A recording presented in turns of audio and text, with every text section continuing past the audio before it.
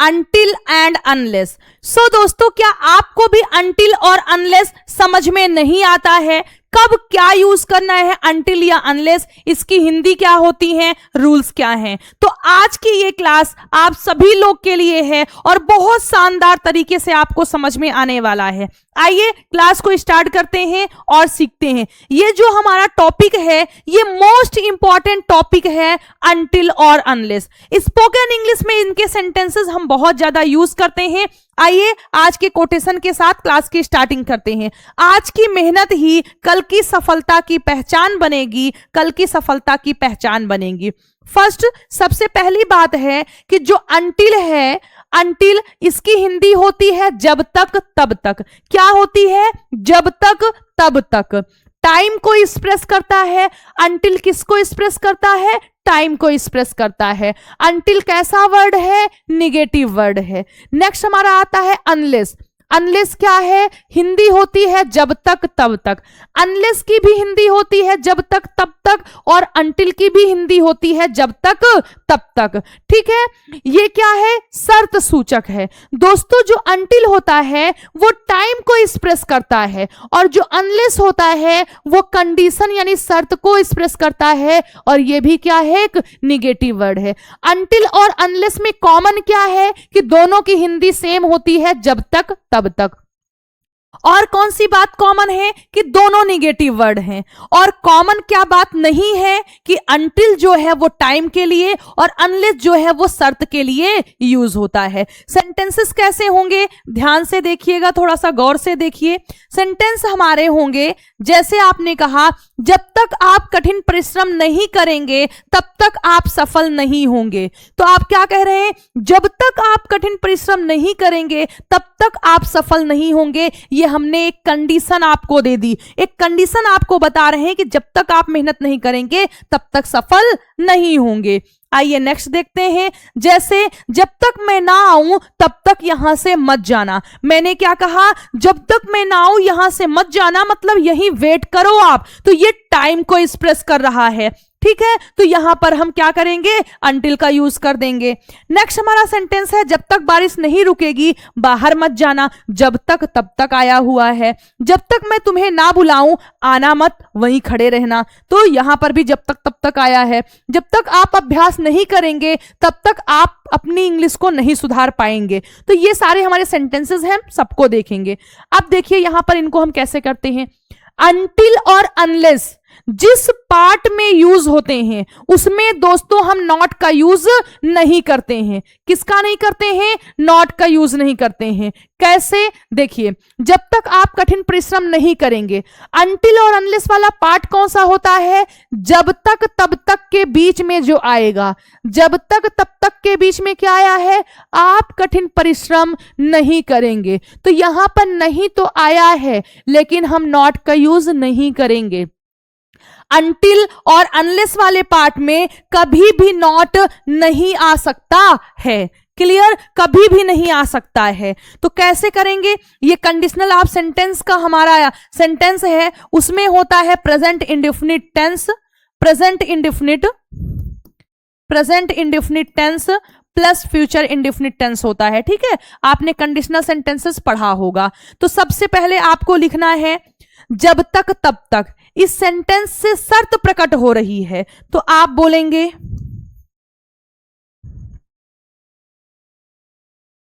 until, फिर क्या लगाएंगे? आप कठिन परिश्रम नहीं करेंगे, तो you। क्या बोलेंगे? you। प्रेजेंट इंडेफिनिट है, तो यहां पर देखिए नॉट तो आएगा नहीं। you work hard. क्या बोला जाएगा? until you work hard then। क्या आप सफल नहीं होंगे? अब सेकंड वाले में आपका आ सकता है नॉट।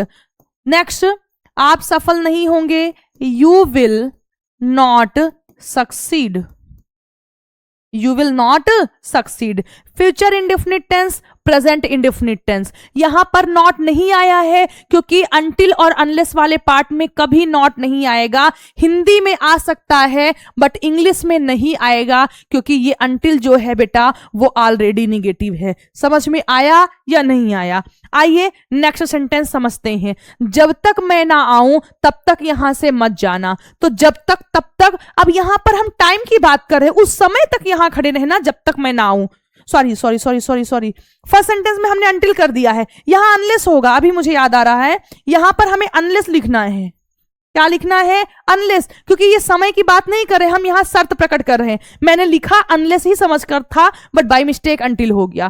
ठीक है, तो यहां अनलेस हमारा होगा क्योंकि यहां समय की कोई बात नहीं है, यहां पर हम शर्त रख रहे हैं। नेक्स्ट हमारा क्या था? ये। तो यहां पर देखिए हम समय की बात कर रहे हैं तो हमारा क्या आएगा? अनटिल।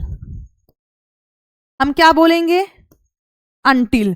फिर क्या है? मैं ना आऊं, until I come back. Until I come back क्या है? यहां से मत जाना, imperative sentence. Don't go from here, don't go from here. until I come back don't go from here, until I come back don't go from here। Next हमारा sentence है जब तक बारिश नहीं रुकेगी बाहर मत जाना। अब यहां पर हम क्या कर रहे हैं? समय को ही बता रहे हैं, कोई कंडीशन नहीं है। जब तक बारिश नहीं रुकेगी तो हम क्या बोलेंगे?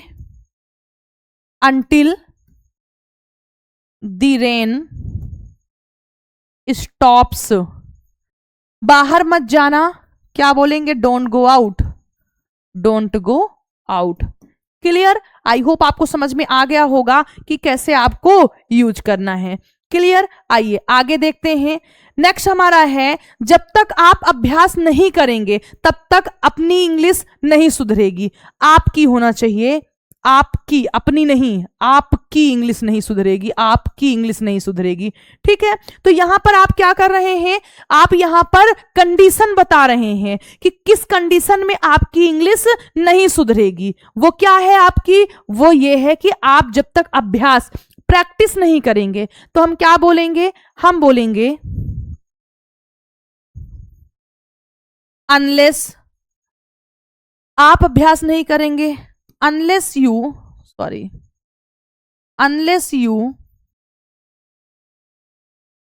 practice your English will not improve। Clear? Present indefinite tense plus future indefinite tense. यहां पर अनलेस यूज हुआ है क्योंकि इस सेंटेंस में शर्त बताई जा रही है। क्लियर? आइए नेक्स्ट देखते हैं। अगर हम पैसा नहीं बचाएंगे, यहां पर देखिए अगर नहीं होगा, यहां पर आना चाहिए जब तक। क्या बोलेंगे हम? जब तक हम पैसा नहीं बचाएंगे, जब तक हम पैसा नहीं बचाएंगे तो तब तक यहां आना चाहिए, तब तक उस कार को नहीं खरीद पाएंगे। तो यहां पर हम क्या कर रहे हैं? कंडीशन बता रहे हैं। तो कंडीशन यानी शर्त बता रहे हैं। तो क्या यूज होता है शर्त के लिए? अनलेस यूज होता है। और जो अनलेस होता है दोस्तों वो किसके इक्वल होता है? Unless is equal to if plus not होता है। आप चाहे तो सेंटेंस को इफ प्लस नॉट से बना दें और चाहे तो अनलेस से बना दें, तो आप दोनों से बना सकते हैं। आइए इसको हम करके देखते हैं। मैंने बोला कि जब तक हम पैसा नहीं बचाएंगे तो हम बोलेंगे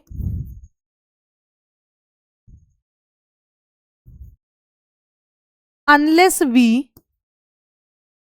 सेव मनी, तब तक उस कार को नहीं खरीद पाएंगे। We will not be able to buy that car। अब आप चाहें तो इसे unless is equal to if plus not होता है तो आप उसे भी बोल सकते हैं। जैसे मैंने बोल दिया if we don't save money. अब देखिए प्रेजेंट इंडेफिनिट टेंस है दोस्तों, तो प्रेजेंट इंडेफिनिट टेंस में निगेटिव में क्या आता है, डू नॉट या डज नॉट आता है, तो वी के अकॉर्डिंग डज डोंट हो गया। If we don't save money then we will not be able to buy a car, same हो जाएगा। अब आप सोच रहे होंगे कि यहां पर एबल क्यों आ गया, एबल टू क्यों मैम यूज कर रही हैं, खरीद पाएंगे, तो जब आप किसी भी काम को कर पाएंगे तो वहां एबल टू का यूज होता है। क्लियर, आई होप ये आपको समझ में आया होगा। आइए नेक्स्ट देखते हैं। अब ये हमारा इंपॉर्टेंट पॉइंट है अनटिल और अनलेस की। क्लास में अनटिल और अनलेस की जो क्लॉज होती है उसमें नॉट नहीं आता है, नॉट आपका नहीं आएगा क्योंकि ये खुद ही निगेटिव वर्ड हमारे होते हैं। क्लियर, आई होप बात आपको अच्छी तरीके से समझ में आ गई होगी। अनटिल अनलेस के सेंटेंस में अब आपको कोई भी डाउट नहीं होगा। क्लियर, एक सेंटेंस आप लोग कोशिश करिएगा, जब तक वह माफी नहीं मांगेगी तब तक मैं उससे बात नहीं करूंगा, जब तक वह माफी नहीं मांगेगी तब तक मैं उससे बात नहीं करूंगा। इसकी इंग्लिश आप लोग बताइएगा, और अगर कोई डाउट है, कोई क्वेश्चन है तो कमेंट बॉक्स में लिखकर पूछ सकते हैं। Thank you very much.